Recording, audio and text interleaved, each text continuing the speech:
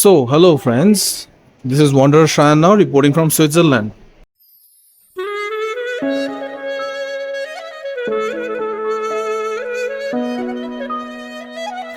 নমস্কার বন্ধুরা, ওয়ান্ডারার শায়ানের চ্যানেলে আপনাদের সবাইকে স্বাগত। শুরু করছি টপ অফ ইউরোপ ইউমফ্রাউয়ের পার্ট 2, মানে দ্বিতীয় পর্ব। ট্রেন এসে গেছে, যেটা হলো আইগার এক্সপ্রেস। আগের ভিডিও দেখে থাকলে নিশ্চয়ই জানবেন। আচ্ছা, ভিডিও লিঙ্কগুলো কিন্তু শেষে দেওয়া থাকবে, দেখে নেবেন যদি না দেখে থাকেন। তাহলে শুরু করা যাক। ট্রেনে উঠবো, ট্রেন কিন্তু এসে গেছে।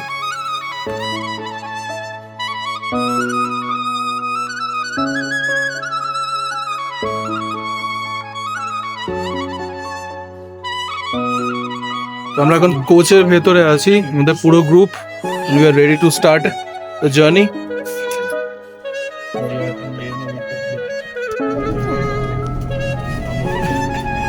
ইনক্লাইন্ড উঠছে ট্রেনটা, তাই সেন্টার অফ গ্র্যাভিটির জন্য ইনক্লাইন্ড হয়ে তাড়া হয়ে যাচ্ছে এখানে। এটা একটা মজার জিনিস।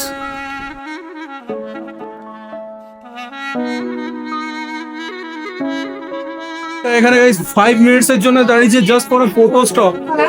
জাস্ট দেখুন, জাস্ট কি লেভেলের সিনারি এখানে।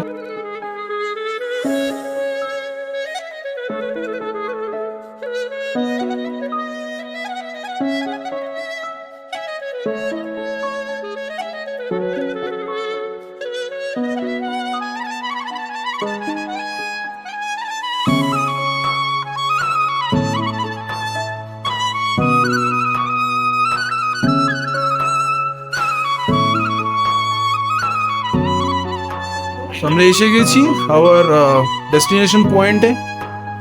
এবার আমরা দেখবো অনেক কিছু। So we are on 3454 metre 3454 metre Jungfraujoch, top of Europe.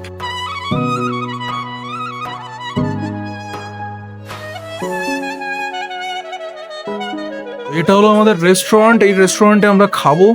Just see the view outside guys. কোনোদিন লাঞ্চ করতে করতে এরকম ভিউ এনজয় করব, সেটা কিন্তু আগে ভাবিনি। আমরা আমাদের ট্যুর শুরু করেছি, দ্য ডিসকভারি ট্যুর এখানে। তো এই ট্যুরে দেখতে দেখতে আমরা দেখবো কি লেটস সি।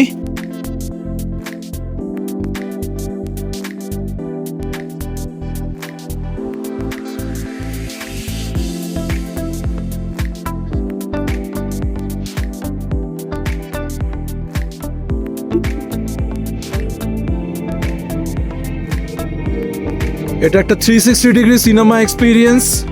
পুরো অ্যালপসটাকে এখানে এক্সপ্লোর করা হয়েছে আর মানুষের কাছে এনে দেওয়া হয়েছে।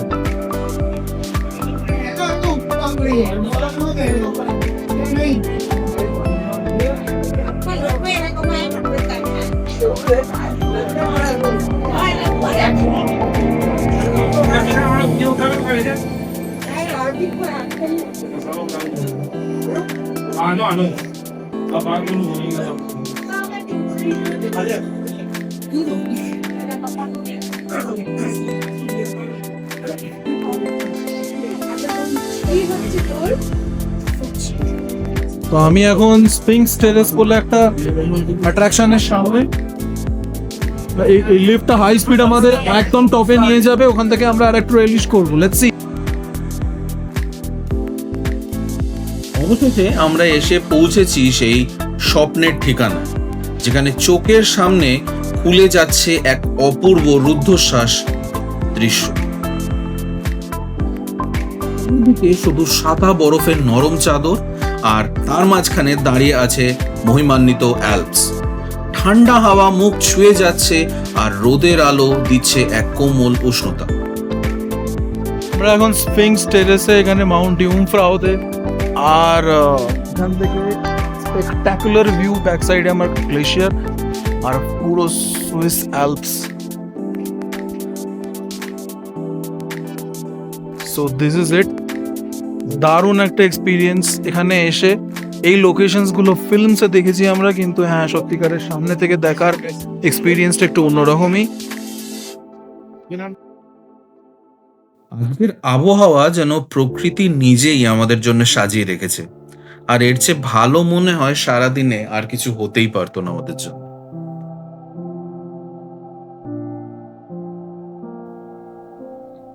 এইখানে দাঁড়িয়ে থেকে 360 ডিগ্রি ভিউতে আমরা সবাই দেখতে পাচ্ছি অ্যালেটস গ্লেশিয়ার, মাউন্ট মঙ্ক, ইউমফ্রাও আর আইগার।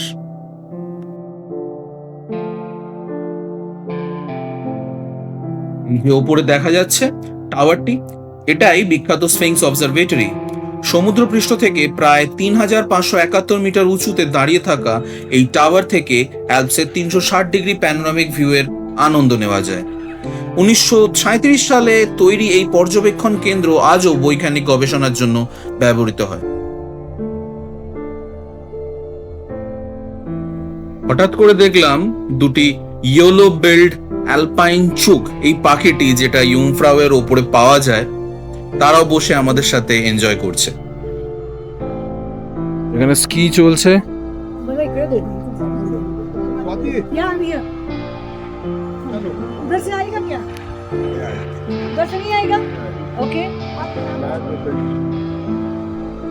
ভালো লাগছে। এই টেরেসেই আমরা কাটিয়েছি আমাদের অনেকটা সময়। মুহূর্তটা এতটাই অপূর্ব ছিল যে নিচে নেমে যাওয়ার কথা ভাবতেও মন চাইছিল না। মনে হচ্ছিল ইচ্ছা করলে যদি এই সাদা স্বর্গে আরো কিছুক্ষণ, কিছু মুহূর্ত থেমে থাকা যেত, কিন্তু কি করা যাবে, এগিয়ে তো যেতেই হবে। এই হাই স্পিড লিফটে করেই আবার নামলাম, নেমে চলে এলাম নিচে, বরফের ওপরে পা রাখলাম সবাই মিলে। ইউরোপের সবচেয়ে ওপরে বরফে পা রাখলাম, আলাদাই আনন্দ হচ্ছিল।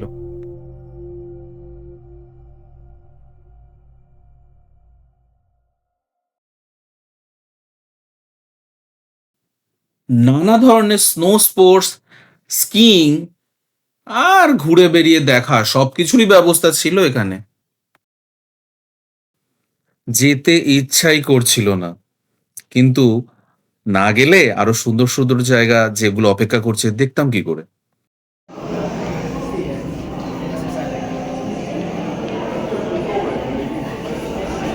এখন আমরা পৌঁছে গেছি অ্যালপাইন সেন্সেশনে, ইউমফ্রাওয়ের ভেতর দিয়ে তৈরি এক জাদুকরী করিডোর, যেখানে আলো, সঙ্গীত আর ইতিহাস মিলেমিশে তৈরি করেছে এক অনন্য অভিজ্ঞতা। এই পথে হাঁটতে হাঁটতে চোখে পড়ে 30টি স্মারক, যারা এই রেলপথ নির্মাণে প্রাণ দিয়েছেন তাদের প্রতি এক নীরব শ্রদ্ধা। টানেলের প্রতিটি ধাপে আছে গল্প, ছবি, আর্ট ইনস্টলেশন, যা আমাদের ফিরিয়ে নিয়ে যায় 1896 সালের সেই কঠিন সময়, যখন প্রায় 30 বছরের পরিশ্রমে তৈরি হয়েছিল ইউমফ্রাও রেলওয়ে। আর শেষে অপেক্ষা করে থাকে এক বিশাল স্নো গ্লোব, যেখানে দাঁড়িয়ে মনে হয় হ্যাঁ, আমরা সত্যিই টপ অফ ইউরোপে পৌঁছে গেছি।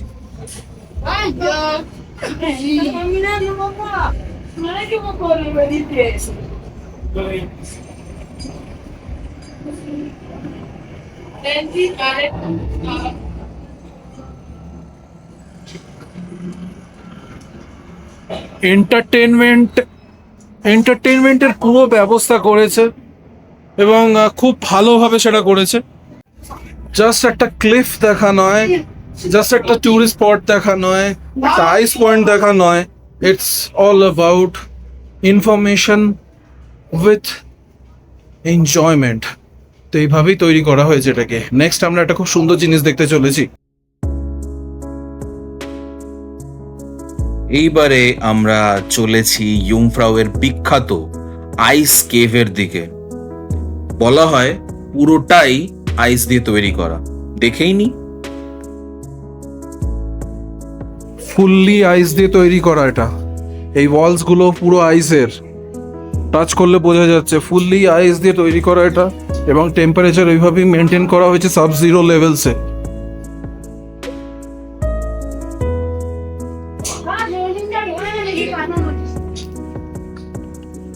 এখানে খুব কেয়ারফুলি হাঁটতে হবে, because floors are also made of আইস,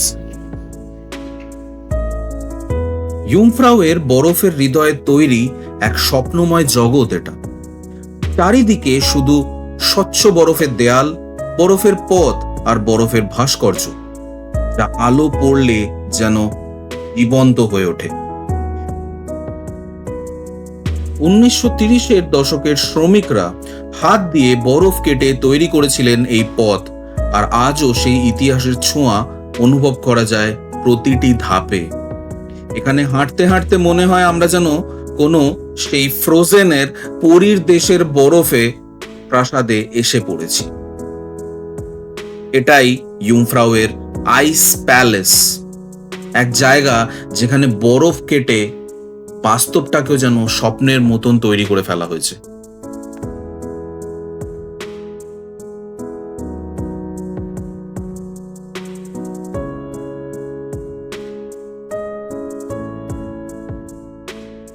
তো এইটা আইস প্যালেসটা দেখে এবার আমরা যাচ্ছি বাইরের দিকে।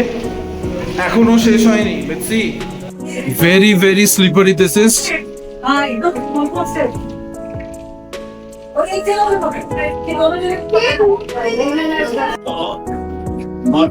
Swiss Highland single malt whiskey. Last but not the least, the Glacier Plateau.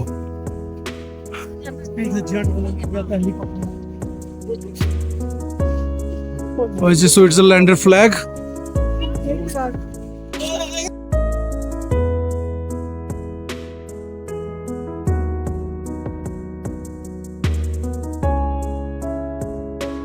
ইউমফ্রাউর এই লাস্ট পয়েন্ট ছিল, আর what a point it is.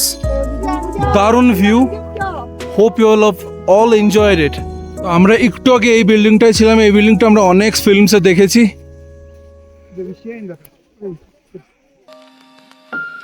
এইভাবেই শেষ হচ্ছে আমাদের ইউমফ্রাউ যাত্রার পার্ট 2। কিন্তু চিন্তা করবেন না, পার্ট 3 এর জন্য আপনাদের বেশি অপেক্ষা করতে দেব না।